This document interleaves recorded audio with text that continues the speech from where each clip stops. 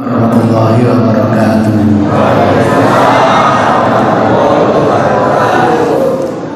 Innal hamdalillah nahmaduhu wa nasta'inuhu wa nastaghfiruh wa na'udzu billahi min shururi anfusina wa min sayyiati a'malina. May yahdihillahu fala mudilla lahu wa may yudlil fala hadiya lahu. Wa nusalli wa nusallim ala nabiyil karim wa ala alihi wa sahbihi wa man ihtada bi hadihi ila yaumiddin. Amma ba'du. Yang pertama itu pesan Rasul, jadikan penutup sholat malam itu adalah sholat apa? Witir. Tadi saya jelaskan sholat witir itu punya dua makna. Makna yang pertama adalah apa? Sholat malam plus penutup sholat malam. Sudah kita jelaskan. Tapi ketika sampai pada sholat witir, minta menjawab pertanyaan, kan itu tadi. Nah, sholat witir yang ditanyakan itu kapan ya menutup sholat malam itu ditandai dengan sholat apa? Witir. Itu witir dalam pengertian penutup sholat malam, bukan dalam pengertian sholat tahajud plus penutupnya. Maka di hadis itu sholat witir punya dua makna, makna penutup sholat malam dan makna sholat malam plus penutupnya. Jelas ya? Bagaimana? Bisa witir? Kata Rasul tidak ada dua witir dalam satu malam. Oh, kalau sudah sholat witir selesai, mau tambah silakan. Namanya bukan sholat tahajud lagi. Mungkin sholat sunnah mutlak, mungkin sholat hajat, mungkin sholat apapun, dan tidak perlu ditutup dengan sholat apa? Witir. Jadi yang ditutup itu sholat malamnya, ditutup dengan sholat apa? Witir. Ini nanti saya ingin tambah-tambah sholat entah istikharah, entah apa, monggo. Dan tidak perlu ditutup dengan sholat apa? Witir. Itu ceritanya. Pertanyaan yang kedua, benar. Anjuran Rasul itu kalau sholat malam itu supaya bersama imam sampai tuntas. Maka nanti ditulis kayak semalam suntuk. Betul Pak, hadisnya sahih. Cuma problemnya kalau kita hidup bersama Rasul, kok nggak pernah ya lebih dari 11 rakaat. Kata Aisyah, baik di bulan Ramadan maupun di luar bulan Ramadan, itu Rasul tidak pernah lebih dari 11 rakaat. Nah, misalnya kita ingin sholat malam, imamnya 47 rakaat, misalnya gitu. Kenapa sampai 47 rakaat? Karena merasa nggak ada batasan, Pak. Hadis kaulinya tuh tidak ada. Sholat malam sekian rakaat tuh tidak ada, Pak. Yang ada malah kebalikannya. Sholat malam 2 rakaat, sholat malam 2 rakaat. Kalau keburu subuh, segera ditutup dengan witir. Jadi batasannya bukan rakaat, batasannya waktu, gitu loh. Sama dengan sampai sholat intidhar sebelum Jumat itu. Batasannya bukan rakaat, batasannya khotib naik mimbar. Sampai datang sholat 2 rakaat, imam belum naik, tambah lagi 2 rakaat, imam belum naik, tambah lagi 2 rakaat. Tidak ada batasannya, Pak. Batasannya kalau khotib naik mimbar. Nah, kalau sampai ingin sholat 2 rakaat, 8 jam, kira-kira berapa rakaat, Pak? Bisa sampai 100 rakaat, bisa. Maka enak penduduk Mekah itu. Walaupun 11 rakaat, Tapi setelah 2 rakaat kan tawaf, ngeluh geger. Jadi istirahat itu definisinya perubahan aktivitas. Itu namanya istirahat, bukan tidur. Bukan, perubahan aktivitas. Faidza faragta fansab, harus gitu Pak. Contohnya sampai duduk sila pegel, ganti sikile didlosorno. Masih pegel, ganti ngleset gitu. Pegel maneh, lungguh maneh gitu. Pegel ngadeg. Pegel maneh mlaku gitu. Namanya istirahat itu pergantian apa? Aktivitas gitu. Jangan dikira tidur istirahat. Oh, di rumah sakit banyak yang tidur tambah longsor. Ya salah satu istirahat memang diwujudkan dengan tidur, misalnya gitu. Itu gambarannya begitu. Lah penduduk Madinah tidak punya Ka'bah, tawaf di mana? Biar tidak mau kalah, 11 kalikan 2 ketemu 22, biar witir ditambah 1 23. Penduduk Madinah 23, masjidnya luar biasa. Salatun fi masjid hadza khairun min alfi salat fi ma siwahu. Penduduk Maroko tidak punya masjid semulia itu. Biar tidak kalah, kalikan 2. 23 kali 2 46, biar ganjil tambah 1 47. Penduduk Indonesia di bawah pimpinan Syekh Zainuddin punya pikiran. Maroko 47, bahasa Arabnya tokcer. Indonesia wasalam deh, bahasa Arabnya paling kalau kerja keras itu kulibatus shoka.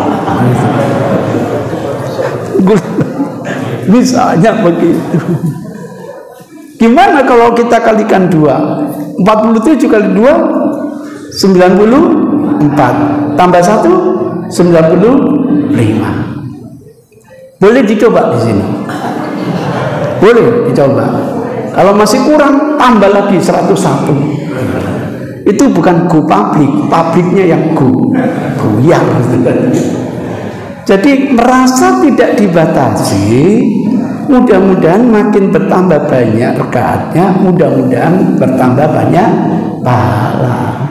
Jadi gagasan yang luar biasa. Maka saya tidak pernah menyalahkan yang 23, yang 47, yang 95. Enggak. Saya hanya mengarahkan kualitas sholatnya supaya diperbaiki.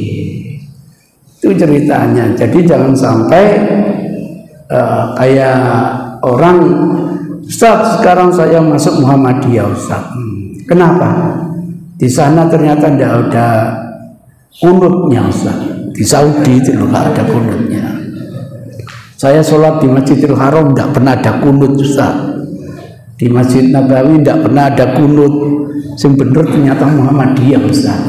Nanti orang ini umrah di bulan Ramadan balik NU. Kenapa? Terawih terlulikur ternyata. Nggak bisa.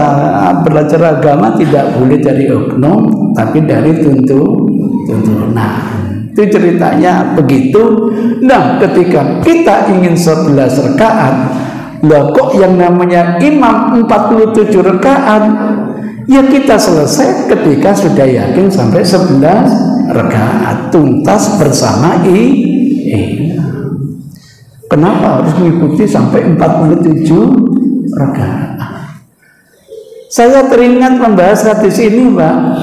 Teringat membahas hadis. Nanti kalau puasa, kalau sudah mendengarkan takbiran, haram berpuasa, kan begitu ya Pak ya? Haram berpuasa. Itu hadisnya Pak. Nah kebetulan tahun ini, mudah-mudahan kalau nggak ada udzur, Muhammadiyah mendahului Muhammad NU. Oh berarti ketika Muhammadiyah takbiran, NU nggak boleh poso itu Pak. Bukan begitu Pak.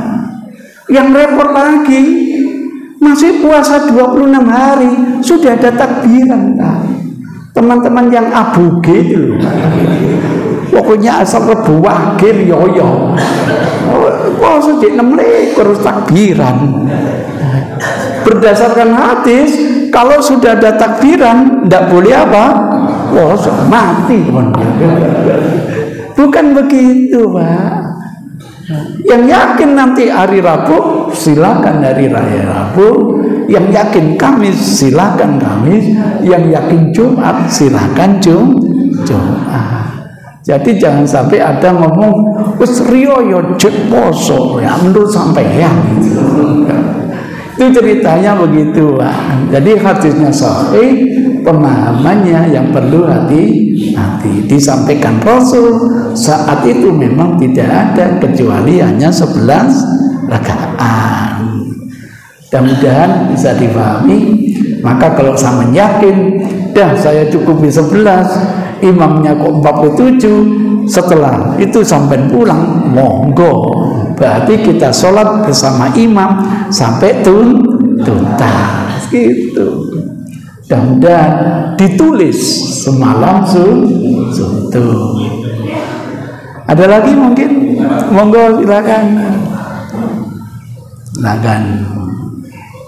Khalid Al-Juhani, Aisyah cerita Pak, bahwa Rasul itu sebelum sholat malam dimulai dengan 2 rakaat yang ringan. Ringannya itu saya tidak tahu, mungkin hanya 1 juz, Pak. Biasanya 30 juz lebih. Pokoknya ringan, Pak. Gitu. Ringan. Siapa bilang hanya Fatihah tok, Pak? Coba sampean tanya kepada Rasul, ya Rasul apa Al-Fatihah tok? Pasti nggak dijawab. Jadi itu kesaksian Aisyah, Rasul itu sebelum sholat malam memulai 2 rakaat yang ringan, gitu betul. Ringan itu ya sampai mengatakan Fatihah tok silakan lah. Nah, istilahnya yang ringan. Khalid Al-Juhani juga begitu, Pak. La armukunna sholatalai Rasul, akan saya pertunjukkan bagaimana saya menyaksikan, mengamati sholat malamnya Rasulullah. Ternyata dimulai dengan 2 rakaat iftitah. Hadisnya sahih, Pak. Kalau hadisnya sahih bisa diamalkan dan bisa. Yang saya tanyakan lagi apanya?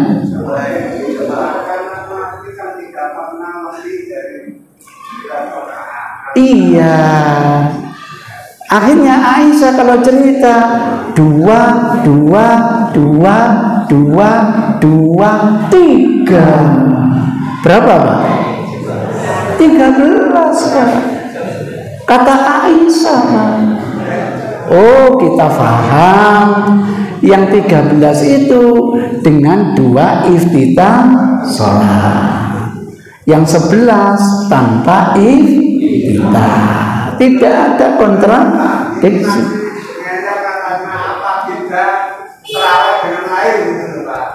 Gimana?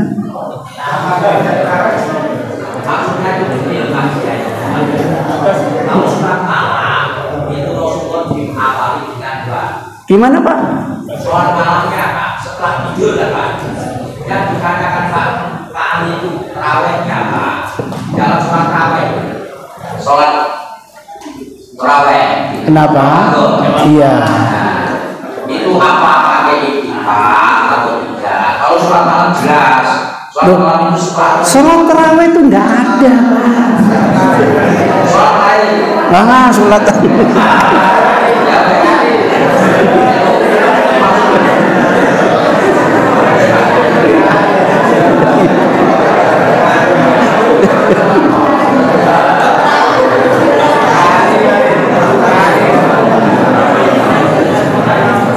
sudah jelas hadisnya sahih. Kalau sudah sahih tinggal apa? Amalkan. Sekarang kesulitannya apa?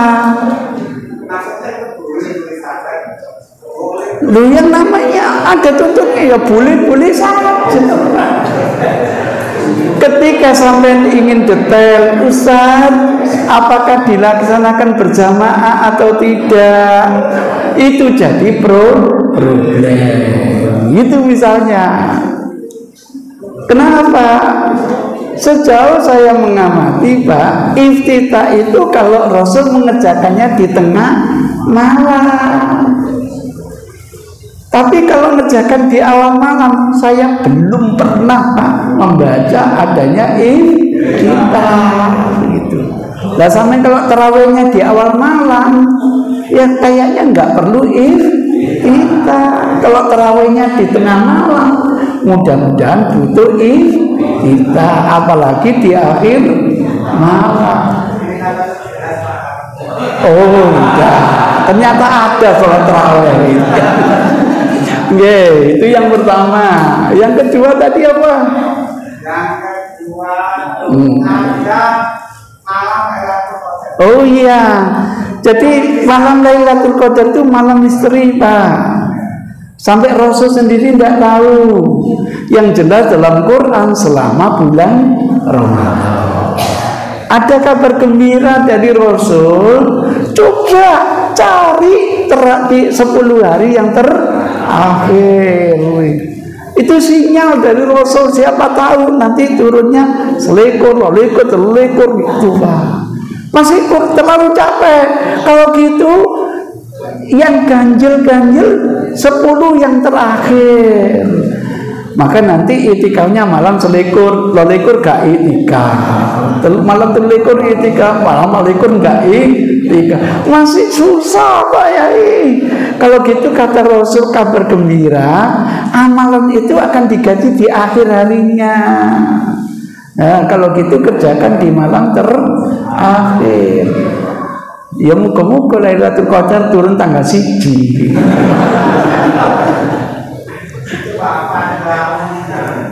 Rasul sendiri tidak tahu, Pak. Itu namanya malam nuzulul Quran. Oh, nuzulul Quran. Tadi saya ceritakan nuzulul Quran yang dimaksud di sini ayat pertama yang sampai kepada Rasul. Surat Al-Alaq itu ketika Rasul ada di Gua Hira. Itu menurut Quran bersamaan dengan Yaumal Taqal Jam'ani, hari pertemuan dua laskar perang yang oleh ulama dinamakan perang Badar. Perang Badar itu terjadi tahun ketiga Hijrah, Pak.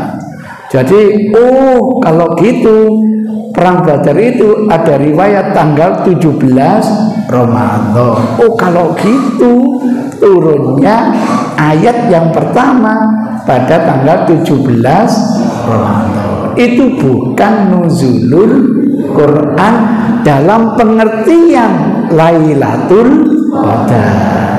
Itu nuzulul Quran dalam pengertian ayat pertama yang turun kepada Nabi Muhammad. Beda. Itu bukan ayat nuzulul Quran dalam pengertian Lailatul Qadar. Itu misteri Allah. Yang ketiga tadi apa tadi?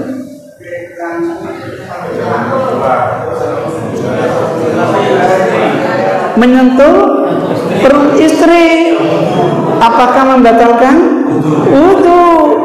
Berdasarkan firman Allah, aula mastumun nisa, bisa diartikan kalau kamu bersentuhan dengan wanita itu termasuk membatalkan wudu. Tapi sekian banyak hadis kok bersentuhan wanita tidak membatalkan wudu. Kalau gitu jangan-jangan lamastumun nisa itu tidak mungkin dimaknai denotatif, dimaknai konotatif. Lamastumun nisa itu nyentuh itu maksudnya menyetubuhi wanita. Masa bersentuhan akhirnya punya anak? Bagaimana saya punya anak? Saya belum pernah disentuh laki-laki. Maryam itu masa salaman beranak gitu. Apalagi tawaf, gak sentuhan lagi Pak, desek-desekan.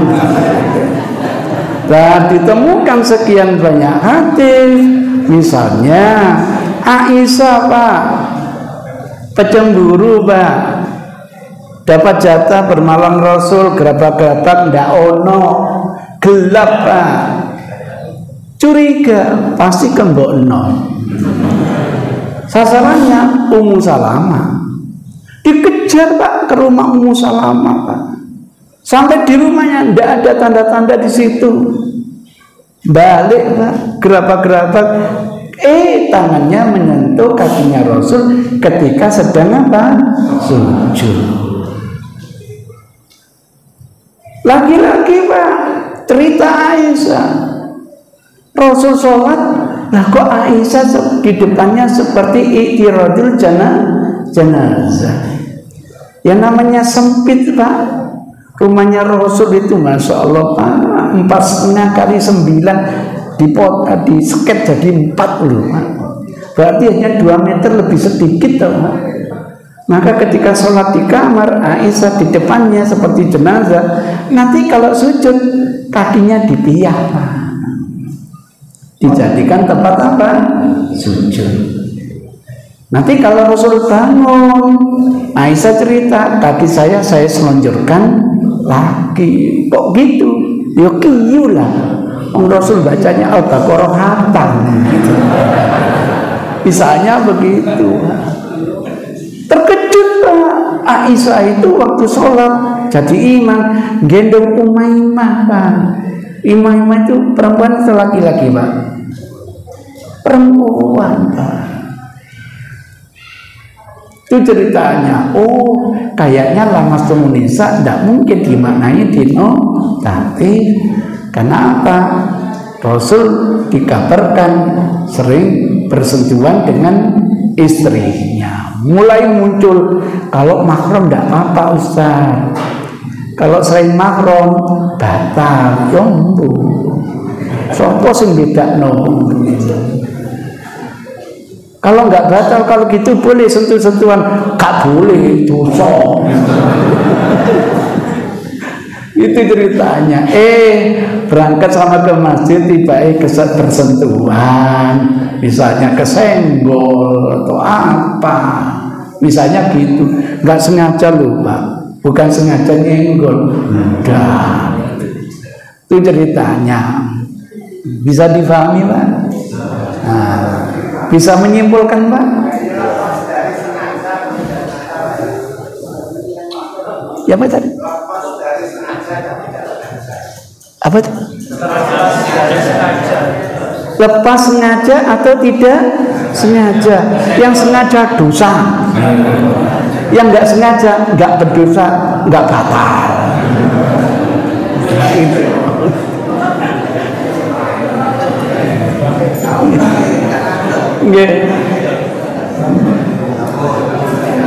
Ada cerita yang menarik Pak. Ada cerita yang menarik. Malam-malam Aisyah diajak wudhu bersama, diajak sholat bersama.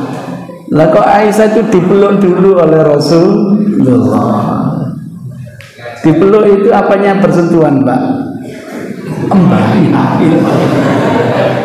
Sehingga ada konfirmasi dari teman-teman sahabat, sahabat A nggak apa-apa, sahabat B dilarang Pak. Itu hebatnya Rasul Pak.